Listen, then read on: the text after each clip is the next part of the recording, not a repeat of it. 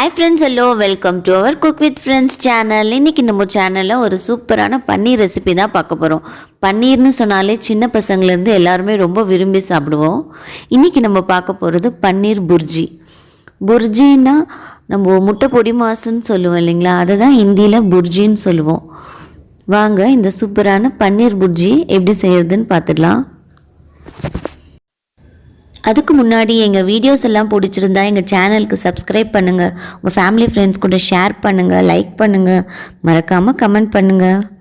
வாங்க வீடியோக்குள்ளே போகலாம்.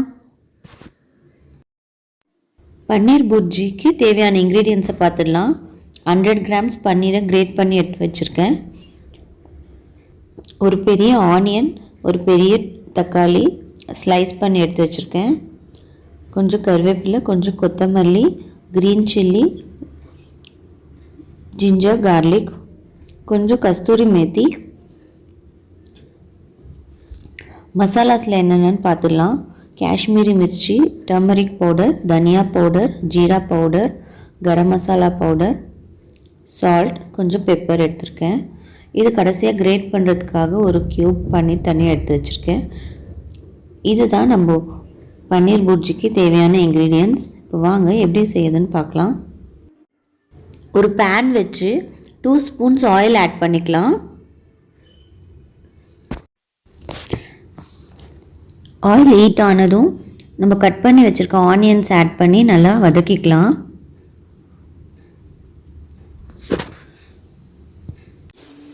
கட் பண்ணி வச்சுருக்க க்ரீன் சில்லிஸ் ஆட் பண்ணிக்கலாம்.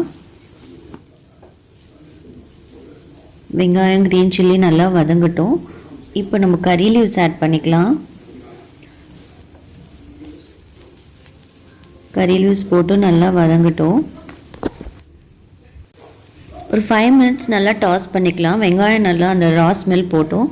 அதுக்கப்புறம் நம்ம எடுத்து வச்சுருக்க ஜிஞ்சர் கார்லிக் ஆட் பண்ணிக்கலாம். ஜிஞ்சர் கார்லிக் போட்டு நல்லா வதக்கிக்கலாம். ஜிஞ்சர் கார்லிக்ஸ் ரா ஸ்மெல் போகிறதுக்கும் 5 to 10 மினிட்ஸ் நல்லா வதக்கிக்கலாம். இப்போ நம்ம கட் பண்ணி வச்சுருக்க டொமேட்டோ ஆட் பண்ணிக்கலாம். டொமேட்டோ ஆட் பண்ணி நல்லா வதக்கிக்கலாம். இதுக்கு ஆனியன் டொமேட்டோலாம் ரொம்ப வதங்கணும்னு தேவையில்லை. நம்ம பொடி மாஸ்க்கெல்லாம் எப்படி வதக்குவோம் அந்த மாதிரி லைட்டாக டாஸ் பண்ணாலே போதும். இப்போ ஆனியன், தக்காளி, பச்சை மிளகா, ஜிஞ்சர் கார்லிக் எல்லாமே சேர்ந்து நல்ல ஒரு பைண்ட் ஆகிடுச்சு. இப்போ நம்ம மசாலாஸ் எடுத்து வச்சுருக்க மசாலாஸ் எல்லாம் ஆட் பண்ணிக்கலாம். எல்லா மசாலாமே அட் அ டைம் ஃபுல்லாக ஆட் பண்ணிடலாம். இப்போ மசாலா போட்டு நல்லா மிக்ஸ் பண்ணிக்கலாம். இந்த ஆனியன் டொமேட்டோ கூட மசாலா நல்லா மிக்ஸ் ஆகணும். மசாலா ஆட் பண்ணுறப்போ கேஸ் சிம்மில் வச்சுக்கலாம். அதில் வச்சா மசாலாவோட கலர் சேஞ்ச் ஆகிடும். இப்போ நம்ம இது கூட ஒரு 1/2 கப் தண்ணி ஆட் பண்ணிக்கலாம். தண்ணி ஊற்றி இந்த மசாலா எல்லாம் மிக்ஸ் ஆகி நல்லா குக் ஆகட்டும். இப்போ நம்ம ஒரு லிட் போட்டு மூடி வச்சுட்டு ஒரு 5 to 10 minutes masala, onion, tomato எல்லாம் ஃபுல்லாக வேகணும். மூடி வச்சிடலாம். இப்போ நம்ம மசாலாலாம் ஒரு 10 மினிட்ஸ் நல்லா வெந்துடுச்சு. இப்போ ஓப்பன் பண்ணி பார்க்கலாம் எப்படி இருக்குன்னு. பாருங்கள், ஆனியன், டொமேட்டோ எல்லாமே நல்லா மிக்ஸ் ஆகி மசாலா கூட மிக்ஸ் ஆகி வந்திருக்கு. ஒரு கிரேவி கன்சிஸ்டன்சிக்கு வருது. இப்போ தான் இந்த மசாலாவில் இருக்க தண்ணியெலாம் ட்ரை ஆகிட்டு வருது. இப்போ நம்ம கிரேட் பண்ணி எடுத்து வச்சுருக்க பன்னீரை ஆட் பண்ணிடலாம். பன்னீர் போட்டு நல்லா மிக்ஸ் பண்ணிக்கலாம். பன்னீர் போட்டதுக்கப்புறம் ரொம்ப நேரம் குக் ஆகக்கூடாது, ஓவர் குக்கிங் ஆகிடும். பன்னீர் போட்டு ஒரு 2 to 3 மினிட்ஸில் நம்ம அடுப்பை நிறுத்திடணும். பன்னீர் இந்த மசாலா கூட நல்லா பைண்ட் ஆகிற மாதிரி நல்லா மிக்ஸ் பண்ணி விட்டுக்கலாம். இப்போ இந்த ஸ்டேஜில் நம்ம எடுத்து வச்சுருக்க கஸ்தூரி மேத்தி ஆட் பண்ணிக்கலாம். கஸ்தூரி மேத்தி நல்ல ஒரு ஃப்ளேவரை கொடுக்கும். கஸ்தூரி மேத்தி போட்டு நல்லா மிக்ஸ் பண்ணி விட்டுக்கலாம்.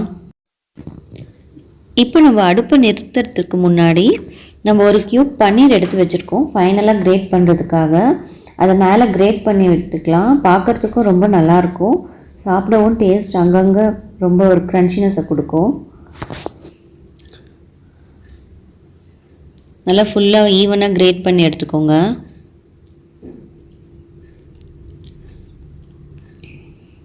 கிரேட் பண்ணிட்டோம். இதுக்கு மேலே நம்ம கொத்தமல்லி போட்டு இறக்கிக்கலாம். நம்மளோட சுவையான பன்னீர் புர்ஜி தயார். பார்க்கவே ரொம்ப சூப்பராக இருக்குது.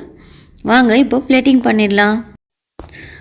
பன்னீர் புர்ஜி பார்க்கவே கலர்ஃபுல்லாக ரொம்ப அட்ராக்டிவாக இருக்குது. நீங்களும் கண்டிப்பாக வீட்டில் ட்ரை பண்ணி பாருங்கள். பசங்கள்லாம் ரொம்ப விரும்பி சாப்பிடுவாங்க. இது ஒரு விட்டமின் ரிச் ஃபுட். பன்னீர் நம்ம உடம்புக்கு ரொம்ப நல்லது. சின்ன பசங்கள்லேருந்து பெரியவங்க, சுகர் பேஷண்ட்ஸ் எல்லாருமே சாப்பிடலாம். இது ரொம்ப ஒரு சிம்பிள் அண்ட் ஈஸியான டிஷ். நீங்கள் உடனே ஈஸியாக டக்குன்னு செஞ்சு முடிச்சிடலாம். டேஸ்ட்டும் ரொம்ப சூப்பராக இருக்கும். இது சப்பாத்தி, நானுக்கு எல்லாத்துக்கும் ஒரு சூப்பரான ஒரு சைட் டிஷ். ஒயிட் ரைஸ்க்கும் நல்லாயிருக்கும். கண்டிப்பாக வீட்டில் ட்ரை பண்ணி பாருங்கள். இந்த சூப்பரான பன்னீர் புர்ஜியை நீங்களும் வீட்டில் செஞ்சு சாப்பிட்டு என்ஜாய் பண்ணுங்கள். எப்படி இருந்துச்சுன்னு மறக்காமல் கமெண்ட் பாக்ஸில் ஷேர் பண்ணிக்கோ. அடுத்து ஒரு நல்ல ரெசிபியோடு உங்களை மீட் பண்ணுறேன். தேங்க்யூ.